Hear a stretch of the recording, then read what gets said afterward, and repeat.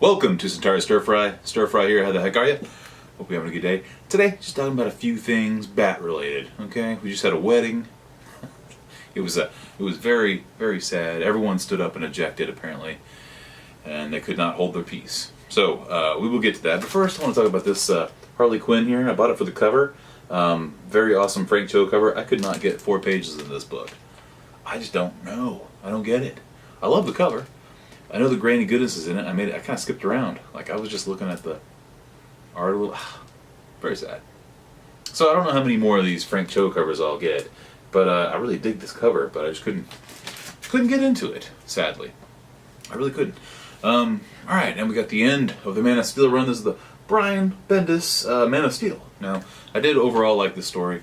I liked the first issue a lot. The second issue was good, and then we got to this point where at the end here. And there were some very touching, sad moments. I mean, the second to the last page is very sad, but it just seemed like this is definitely like a restructuring. Like everything that was pretty popular with most people, like Superman being a father and Jonathan and Lois and all that. I think a lot of people liked that run, including myself. The ones I did read, I still need to catch up on that whole series, but I liked it. I liked the whole aspect of that. I thought it was really good. And now you got. Bendis coming in here, which I did like this, but I mean, it totally destroyed it. I mean, this is a good book, but it did lay waste to everything prior to this, which I thought was kind of sad. I mean, we're talking about everything. The main bad guy here on the cover here, this Ra's al Ghul, Rogolzar, whatever his darn name is, pretty cool. They didn't really get much into him though. I mean, he hardly had anything to say, and I was a little disappointed in that. Like, the second or third issue when he's talking with the Guardian. I mean, there was some hint of a backstory, but I guess it's going to be revealed later. The ending was kind of like a ex machina. It's just like, man, okay, problem solved. The end of the book. I mean, you had 6 issues of fighting. Superman was definitely under a lot of pressure. Supergirl was angry as ever. It just seemed like they plucked him. They plucked him out of there, and the story was over. And they got rid of Superman's family, and they got rid of Kandor, and spoilers, I mean, everything just resets now, which I guess is what you need to do if you hire a big fancy writer. We'll see I did like it, but I was a little disappointed. Alright, that is not Batman related. Here's a book we're going to add to the stack if you guys have been checking out the contest that's going on from the 7th to the 7th, I think. What did I say? The 6th of August? It's about a month long. So if you're new to this channel, there's a contest going on. Previous video shows them all. But when I add this, because I actually have 2 copies of this, I have the variant and the regular one. This is the Detective Comics 982, a pretty good alternative to Batman if you're not feeling Tom King's run. And I like this. You got Deacon Frost from the Cult. And it was like, I don't know what was going on prior to this, because I don't really read a whole lot of Detective, but I probably will now. It was just a cool one-shot. I enjoyed it. It was cool. One and done. It felt like it anyway. And that's kind of hard to come by. So even if it wasn't, it felt like it. It was kind of cool. I even liked the artwork. It was dirty and grungy, but I really liked it. A lot of cool moments in here. So maybe, do yourself a solid. And if you need a Batman fix and you're not feeling the Tom King run, maybe this is a good alternative for that. And then I guess we're just doing DC. What the hell am I doing? I guess we're just doing all DC. But here we go. We got Justice League number 3. Awesome hot girl cover. Really dug it. There's some pretty good moments in this. One that generally creeped me out, for sure, was when there's a moment where hot girl's piloting this small subatomic, well, I think it is subatomic, little ship. I think that's what's going on. And somehow the Joker appears right behind her. That image is so cool. I gotta show you the image. I gotta show you this. Look at this thing. Look at this freaking image. I was like, man, that is super creepy. So he's up behind her. It looks like he's got a chainsaw.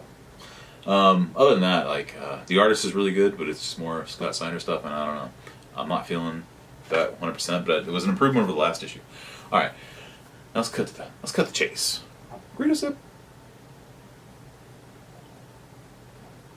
Here to talk about the wedding. Here's this pretty sweet Catwoman statue that I have. The wedding. Okay, what was it? What was it exactly? Well, in my opinion, it had some really, touching moments that hit me right in the bat wing heart. You know, really hit me solid. There was a really cool moment where between Alfred and Bruce, and it was very cool. And there was just moments like that that I really enjoyed. Really, you have basically you have a letter that they both wrote to each other, and then there's a panel of them being nervous for the wedding, and then it would go to these awesome spread. I mean, basically, this is just a pinup issue because every two pages would be this awesome pinups. Man, it's really cool, and I'll have to show some of these off. I mean, here we go. Becky Cloonan over here, and you've got who is this? Let's see, Garcia Lopez, classic artist. Awesome. So it would be like the cat side and the bat side, and this is their letter to each other. So, and then it goes back to them preparing for the wedding, and then it goes back to the pinups, which, you know, I think it just goes along the history of Batman. So, despite the outcome, I mean, look at this. Jason Bach doing classic blue and yellow bats, and then over here you've got Frank Miller art. You know, and they talk about their first meeting during year one. So they reference year one. That was one of the best Batman stories ever. So that's basically what you're looking at here. You're looking at, I mean, is it worth $5? It might be, because you can cut this thing up and frame them. You can cut these little pinups up, frame them, put them all over your wall, man. Take the cover too. I mean, there's a lot of cool stuff in here. It's just the story was underwhelming, and it was a huge build-up to something that never happened. But I gotta say, though, I remember when Robin came around, Damian Wayne Robin, during Grant Morrison's run, and I remember not being excited about that at all. I thought we had enough Robins. We had 3 Robins prior, and I like Tim Drake. So what do you need another one for?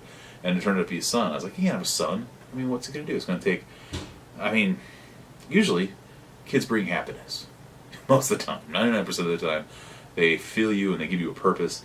Won't that take away his purpose for vengeance? But it didn't. It didn't really harm Batman at all. Actually made him a little bit more interesting in some places. I mean, that old New 52 Batman and Robin run was great.